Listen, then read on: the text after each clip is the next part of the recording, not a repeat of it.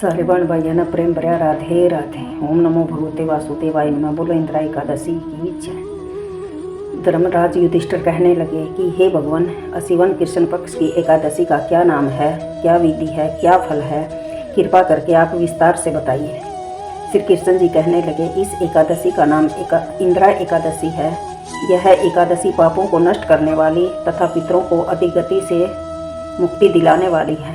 हे राजन, आप ध्यानपूर्वक इस कथा को सुनो। इसके सुनने मात्र से वाजपेयी यज्ञ का फल प्राप्त होता है। पहले सतयुग के समय में महिष्मति नाम की एक नगरी थी। उस नगरी का इंद्रसेन नाम का एक राजा था। वह राजा बड़ा प्रतापी, धर्मपूर्वक अपनी प्रजा का पालन करते हुए शासन करता था। वह राजा पुत्र पौत्र और धन धन्य से संपन्न तथा विष्णु का परम भगत था। एक दिन जब राजा सुखपूर्वक अपनी सभा में बैठा था तो आकाश मार्ग से महर्षि नारद उतरकर उसकी सभा में आए। राजा उसको देखते ही हाथ जोड़कर खड़ा हो गया और विधि पूर्वक आसन व अर्घ्य दिया।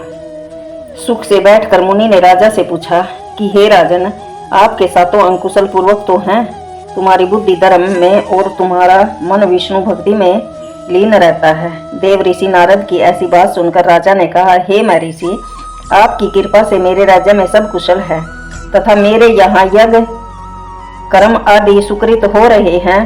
कृपा करके आप अपने आगमन का कारण बताइए। तब ऋषि कहने लगे, हे राजन, आप आश्चर्य देने वाले मेरे वचनों को सुनो। मैं एक समय ब्रह्मलोक से यमलोक को गया। वहाँ श्रद्धापूर्वक यमराज से पूजित होकर मैंने धर्मशील और सत्यवान धर्मराज की प्रशंसा की। उसी यमराज की सभा में महान ज्ञानी और धर्मात्मा तुम्हारे पिता को एकादशी व्रत का भंग होने के कारण देखा।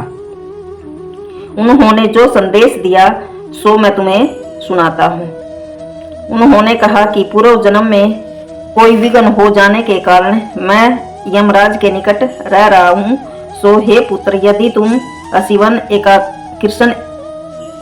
कृष्ण इंदिरा एकादशी का व्रत मेरे निमित्त करो तो मुझे स्वर्ग की प्राप्ति हो सकती है।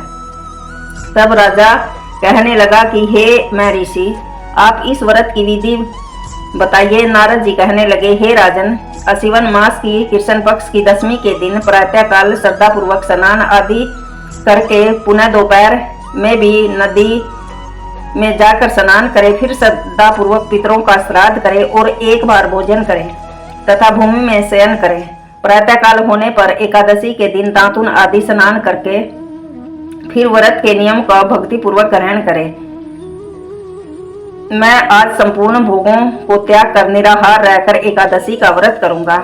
हे अच्युत, हे पुंडरीकाक्ष, मैं आपकी शरण में हूँ, आप मेरी रक्षा करना। इस प्रकार नियम पूर्वक शालिग्राम की मूर्ति के आगे विधि पूर्वक श्राद्ध कर योग्य ब्राह्मणों को फलाहार व भोजन कराकर दक्षिणा देकर पितरों के श्राद्ध से जो बच जाए उसको सूंघकर गौ को देना। धूप दीप गंध फूल नैवेद्य आदि सब सामग्री